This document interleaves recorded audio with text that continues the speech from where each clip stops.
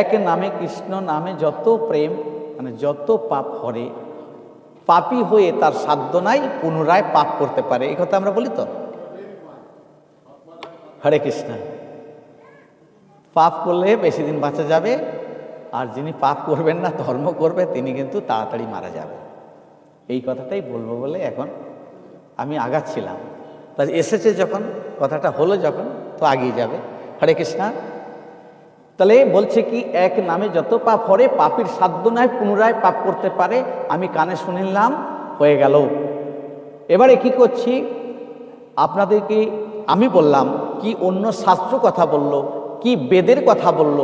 সবাই বলছে বাবা একবার কৃষ্ণ নাম করলে যত পাপ হরে, পাপীর পুনরায় সাধ্য নাই আর পাপ করতে পারে। খুব সুন্দর কথা, সবাই শুনেছি। আবার আজকে অন্যান্য ভাগবত পাঠক বলে গেছেন, সবার কথা শুনে আমরা সেটা মাথায় রেখেছি। খুবই সুন্দর কথা। কিন্তু এবারে কথাটা বলছি, এই যে সুন্দর কথাটা সবাই শুনে নিলাম, আমরা একবার বলবো, কিন্তু সবসময় মাথায় রাখবেন এই ব্যাপারটা নিয়ে আমাদের কিন্তু সবার চৈতন্য হয়েছে। চৈতন্য হয়েছে কি? চৈতন্য হয়েছে না, আমি একবার পাপ করলে বা 10 বার পাপ করলে, একবার কৃষ্ণ নাম বললে আমার কিন্তু সব পাপ ধুয়ে মুছে পরিষ্কার হয়ে যাবে, এটার বিষয়ে আমাদের কিন্তু চৈতন্য হয়েছে। কিন্তু কর্মে কোনো চৈতন্য হয়নি। প্রমাণ কি? আমি তো মুখে বলবো হরিনাম করব, কিন্তু হরিনাম করতে গেলে যে কি করতে হয়, যখন আমরা গুরুর কাছ থেকে শুনেছি তখন আর সে কাজ আমরা করি না। হরিনাম করতে গেলে আমার যে হরিনাম করি তার বংশগত যে পরিচয় কি, সেটা তো রাখতে হবে নাকি? রাখার প্রয়োজন আছে কি? আছে। তাহলে বংশগত হরিনাম করতে গেলে তার কি পরিচয় রাখতে হবে, সেটা কিন্তু আমরা করি না। করি? আমি ছোট দুটো উদাহরণ দিচ্ছি। বংশগত পরিচয় বলতে বংশটা কি? আমরা একটা বংশ বলি যে আমি আমার বাবার বা ঠাকুরদার কুল থেকে জন্মগ্রহণ করেছি, যে বংশে সেটা আমার বংশ। আর আমার নিজের একটা বংশ আছে, সেটা কোন বিষয়ে? না, আমি একটা মনুষ্য জন্মগ্রহণ করেছি এবং আমি একজন মানুষ, তার প্রমাণ। তাহলে প্রকৃত মানুষ যদি আমাকে হতে হয়, তাহলে একটা বংশের পরিচয় থাকবে। তাতে কি থাকবে না, তুমি যে বৈষ্ণব বংশের মধ্যে এসেছো, বা তুমি যে কৃষ্ণ নাম করো, তুমি যে কৃষ্ণ প্রতিদিন বলো, একবার নাম করলে সব তরে যায়, সেটা তো কি আছে। তার জন্য বৈষ্ণব কবিরা বা আমার গৌরাঙ্গ মহাপ্রভু আজকের বর্তমান কলিযুগে তার একটা পরিচয় দিয়ে গেছেন। কি কি দেখুন, প্রথম অবস্থায় সে ছোট বড় কপালে একটা তিলক আছে নাকি? আছে তো আমার? না নেই, উঠে গেছে। আছে তো ছোট মতো। তাহলে আর একটা কথা বলি, আমার কিন্তু দেখবেন একটা পিছনে এরিয়াল আছে, শিখা আছে। একে ভালো কথায় বলে শিখা, অনেকে সাধারণ ভাষায় বলে এরিয়াল। তাই এরিয়ালটা ঠিক আছে, থাক, যা আছে সিগনাল। তাই এই যে শিখাটা আছে, এর সম্বন্ধে বলবো, তিলকের কথা বলবো। কি হলো? বংশগত পরিচয়। আর একটা কি আছে দেখবেন, কণ্ঠে আমার কিন্তু একটা মালাও আছে। আর সময় সময় যদি কোনোদিন ব্যতিক্রম দেখতে পান, এটা গ্যারান্টি নেই যে দেখতে পাবেন, আমার একটা জপের মালাও আছে। সেটা কিন্তু আমি কাউকে দেখিয়ে দেখিয়ে জপ করি না প্রত্যেকটা সময়ে। হ্যাঁ, জপের মালাটাও কিন্তু আমার একটা আছে। সেটা আছে বলে আমি যে গর্ব করছি তা না, আছে, এই কথা বলছি। তাহলে সেই জপের মালাটা আমি যখন জপ করি, তখন কিন্তু আমি কারোর সাথে কোনো কথা বলি না, এবং কারো সম্মুখে গিয়ে রাত দিন জপ করি এটাও করি না। আমি একেবারে নিরালয় প্রান্তে বসে, আমি বসে বসে আমার আরাধ্যা দেবতার আমি জপ করি। তাহলে বুঝতে পারছেন? তাহলে আমি কটা প্রমাণ দিলাম? তিলক, শিখা, গলার মালা, সঙ্গে জপের মালা। আর একটু কি আছে প্রমাণ? আমার কোনো ভক্ত পরিচয় হলে, বা আমার কেউ যদি ভক্ত হয়, তাকে জয় শ্রী হরে কৃষ্ণ বলি। বুঝতে পেরেছেন তো? তাহলে কটা হলো? 5টা। আপাতত বৈষ্ণবের লক্ষণ হয় 5 প্রকারের। বৈষ্ণব যদি সে প্রকৃত হয়, মুখে করে কৃষ্ণ নাম, তাহারে দেখিয়া যে কহে কৃষ্ণ নাম, তিনি হলেন বৈষ্ণবের প্রধান। ইনি হলেন এই প্রথম বংশের ধারা। কোন বংশের ধারা? ভগবান শ্রীকৃষ্ণ চৈতন্যের বংশের ধারা। ইনি হচ্ছেন শ্রীকৃষ্ণ চৈতন্যের একজন বংশপরায়ণ। বুঝতে পেরেছেন? এই ব্যক্তি এগুলো দিলেন কেন? আপনাদের প্রশ্ন থাকবে, এগুলো এলো কেন, এ করার দরকার কি? আপনি তো বলেছেন একবার কৃষ্ণ নাম করলে যত পাপ হরে, পাপের সাধ্য নাই পুনরায় পাপ করতে পারে, তাহলে এগুলো দেবার দরকার নেই। এবারে আপনাকে বলছি, এই তিলক ললাটে আপনি প্রতিদিন পরে ব্যবসা করতে যান কি আপনি কোনো কর্ম করতে যান, সে যাই কিছু করুন, আপনার কপালে যখন তিলক আসলো সেদিন থেকে তিলকের মন্ত্র পাঠ আপনি শুরু করে দিয়েছেন। তিলকটা তো শুধু শুধু হয় না। তাহলে এই তিলকের শক্তি কি? এই মন্ত্রের শক্তি কি? না, এই মন্ত্রের শক্তি দ্বারা এই দেহর যে দ্বাদশ খণ্ডে তিলকটা হয়, সমস্ত জায়গার দ্বার মানে দ্বার বন্ধ করে রেখেছেন তিলকে। তাহলে এই মন্দিরের তো দ্বার আছে, ওইখানে একটা দরজা আছে, এইখানে একটা দরজা আছে, ওখানে একটা দরজা আছে, এতগুলো দ্বার আছে। সেই দ্বারগুলো যদি লক দেওয়া থাকে তাহলে আপনার চোর ঢুকতে পারবে ঘরে? পারবে না। এর অর্থ এইখানে দিচ্ছি, এই যে দ্বাদশ তিলক, ললাটে তিলক ঝকঝক করছে, সমস্ত দেহে তিলকগুলো ঝকঝক করছে। আপনি যখন একটা কুকর্ম করতে যাবেন, এই তিলক আপনাকে বাধা দেবে। কি বাধা দেবে? ওরে মেয়ে, আজকের যেই তালপুকুর গ্রামে বসে ঠাকুরতলায় বসে প্রতিদিন ভাগবত শ্রবণ করো, কিংবা অন্য হরিবাসরে গিয়ে তুমি যে তিলক সেবা করে তাদের সামনে গিয়ে বসো, আজকের যে তুমি কুকর্ম করতে যাচ্ছ, এই কর্মটা করা ঠিক নয়। সে বাধা দিচ্ছে, কিন্তু ভিতর থেকে একজন দরজা খুলে দিচ্ছেন, কোনো অসুবিধা নেই, কোনো ভয় নেই। আমি অমুক গাইয়ের মুখে শুনেছি, অমুক পাঠকের ঠাকুর মুখে শুনেছি, একবার কৃষ্ণ নাম করলে যতই পাপ করি আমার সব শেষ হয়ে যায়। ঠিক তো? এর অর্থ মনটা ভিতর থেকে দরজা খুলে দিল। আপনি কি করলেন? আপনার 10টা দ্বার কিন্তু বন্ধ করেছে, দ্বাদশ দ্বার বন্ধ করছে বারবার, এটা করো না, করলে ঠিক না, তবু জোর করে দরজা খুলে চুরি করলেন। তখন কি হলো?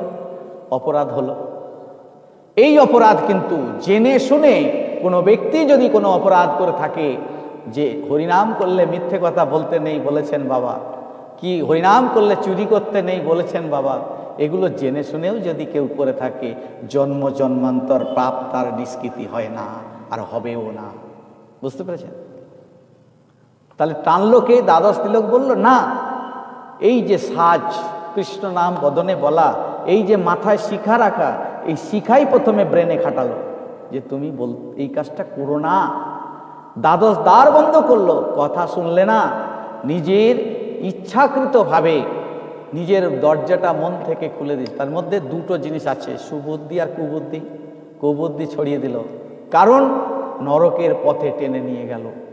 তাহলে একবার কৃষ্ণ নাম করলে যে ফল হতো, লক্ষাধিবার কৃষ্ণ নাম করলেও সে ফল কিন্তু জীবনে আর আসবে না। এটা কিন্তু ঘটনা। বুঝতে পেরেছেন তো? অনেকে বলে, বাবা আমার তো খাওয়ার অভ্যাস, আমি যদি না খাই আমি টিকতে পারি না, আমি যদি না খাই আমি আর খাটতে পারি না, আমি যদি না খাই আমার হাত পা কাঁপে। তা যখন এসেছিল যে ব্যক্তিটা, এই কথা যিনি বলেন, তা তখন কি না খেয়ে হাত পা কাঁপছিল মায়ের কোলে? না কাজ করতে পারছিল না, সে চলতে পারছিল না, হাঁটতে পারছিল না। কিন্তু বর্তমানে সে আর চলতে পারছে না, হাঁটতে পারছে না, তার না খেলে নাকি আর বলে না। এ তো আসছে, কি করে আসছে?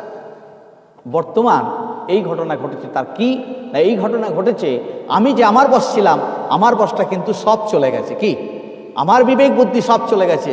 তাহলে আমি যাকে খেয়ে আমার হাত পা চলে, আমি যাকে খেয়ে আমার শক্তি বল হয়, সেটা হচ্ছে পরবশিত হয়ে গেছে।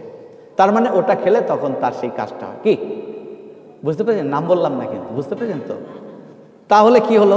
তাহলে পরবশীভূত যখন হয়ে গেছে, এই জন্যে ঠাকুর রামকৃষ্ণ বলেছিল যে তুমি সংসার করো, কিন্তু সংসার যেন তোমায় না করে। অর্থ কি? অর্থ এটাই, সংসারে গার্জেন আমি যেভাবে সংসার চালাবো সেইভাবেই আমার সংসার চলবে। কোন সংসার? আমার দেহরাজ্যের সংসার।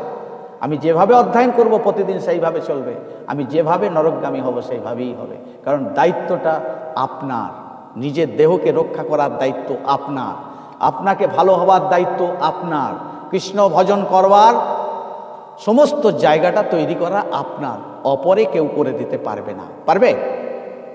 এই জন্য একটা কথাই বলে না, গরিবকে কোনোদিন বড় লোক করা যায় না। এর অর্থ কি? কথাটা ঠিক না? সরকার তো আজকের কত লোককে কত রকম টাকা দিচ্ছে, বার্ধক্য ভাতা পাচ্ছে, কেউ আবার কি পাচ্ছে গো, লক্ষ্মীর ভাণ্ডার পাচ্ছে, তো মায়েদের জন্য, ছেলেদের জন্য কৃষি সংস্থা থেকে টাকা দিচ্ছে না, কৃষক বন্ধুদের জন্য তারা দিচ্ছে। কিন্তু আমরা কজন বড় কৃষক হয়েছি একবার উত্তর দাও দেখি। হরে কৃষ্ণ। একবার দেখবে SMS দিয়ে পাঠিয়েছিল, যারা ধান বিক্রি করবে আমাদের সাথে কন্ট্যাক্ট করুক, মানে ফোন নাম্বার দিয়েছিল, আপনারাও পেয়েছেন মনে হয়, SMS করে পাঠিয়েছিল, দিল্লির সরকার SMS ছিল। তাহলে ধান আমরা বিক্রি করব কোথায়? আমরা কিনেই খেতে পারি, ঠিক না? আমরা কৃষক বন্ধু। তা এই জন্য ভগবান বললেন, যেজন ভাববেন একবার কৃষ্ণ নাম করলে সমস্ত পাপ চলে যায়, কিন্তু জেনে শুনে যদি সে সব কিছু জানার পরেও যদি সে পাপ করে, জন্ম জন্মান্তর তার পাপ নাই যায়। বুঝতে পেরেছেন? সেই জন্যে প্রত্যেকটা মায়েদের কাছে, বাবাদের কাছে আমার প্রার্থনা, যতদিন আমি অজ্ঞান ছিলাম, যতদিন আমি বুঝতে পারিনি, ততদিন পাপ আমি করেছি। কিন্তু যেদিন থেকে আমি বুঝতে পারলাম, যেদিন থেকে আমি জানতে পারলাম, যেদিন থেকে আমার চৈতন্য হলো, সেদিন থেকে পাপ যেন না আর করি। হরে কৃষ্ণ, হরে কৃষ্ণ, হরে কৃষ্ণ। অজ্ঞানে পাপ হইলে জ্ঞানে খণ্ডায়, জ্ঞানে পাপ হইলে তীর্থে খণ্ডায়, তীর্থে গিয়ে পাপ করলে জন্ম জন্মান্তর নাহি আর খণ্ডায়। বুঝতে পারছেন? সেই জন্যে প্রত্যেকের কাছে আমার অনুরোধ, যতক্ষণ পারব, যেটুকু পারব, অভাব আসবে মা, যারা হরিনাম করে তাদের মতো ভিখিরি কেউ নেই।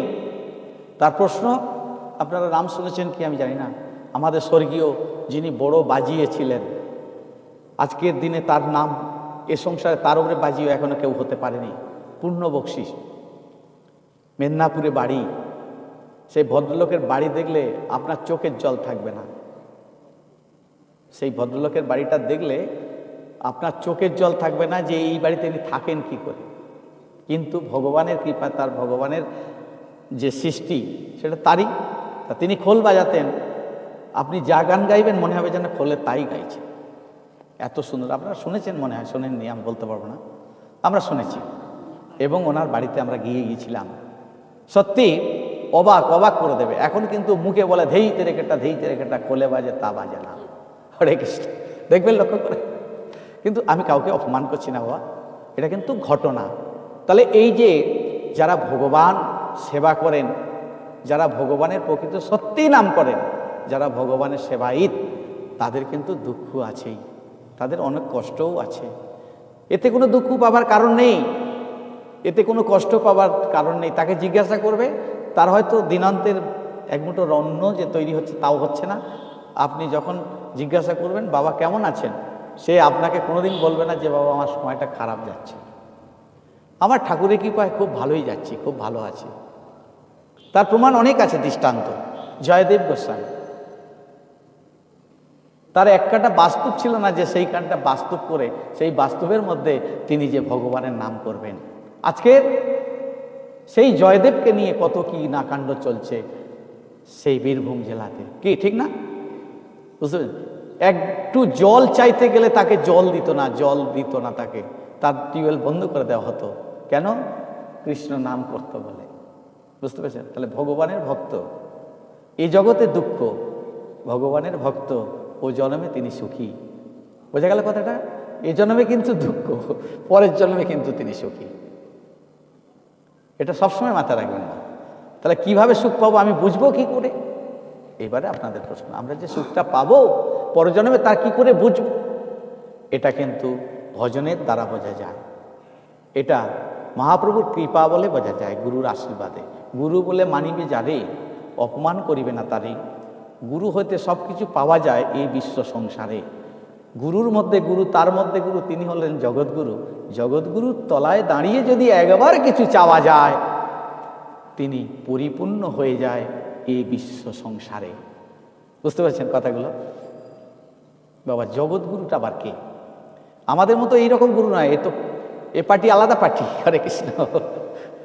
এই গুরু করতে করতে যখন জগৎগুরুর সন্ধান মিলে যায়, তার বৃক্ষের তলা মানে গুরুর ছায়াতে এসে যখন যা চাইবেন আপনি কিন্তু সব পেয়ে যাবেন। এটা কিন্তু অতীব ধ্রুব সত্য। তাই জন্যে বললেন আপনারা যে যেখানেই থাকুন, যে যেমন অবস্থায় থাকুন, এটা আমাদের গুরুর কথা। তাই আপনাকে বলছি যে যেখানে যে অবস্থায় যেমনইভাবে থাকুন আপনারা তৈরি করতে থাকুন। কি তৈরি করতে থাকবেন? না এই দেহরাজ্যটাকে তৈরি করতে থাকুন। কি না বদনে সর্বক্ষণে কৃষ্ণ নাম বলতে থাকুন, সর্বক্ষণে সর্বক্ষণে সর্বসময়, যেতে যেতে, আস্তে আস্তে, বাজার করতে করতে, রন্ধন করতে করতে, শোবার সময়ে, ভজনের সময়ে, সর্বক্ষণে সর্বসময়েই আপনারা ভাগবত করতে থাকুন। ভাগবতের কথা, ভগবানের কথা, অমৃত কথা, অমৃত আস্বাদন করতে থাকুন। যেদিন অমৃত আস্বাদন করতে করতে মুখে অমৃত হয়ে যাবে সেদিন জানবেন আমার আজকের কৃপা হয়েছে। সেদিন বুঝতে পারবেন আজকের আমার কৃষ্ণ কথা বলা সার্থকতা হয়েছে, আজকের আমার হরিনাম করা সার্থকতা হয়েছে। হরে কৃষ্ণ, হরে কৃষ্ণ, হরে কৃষ্ণ।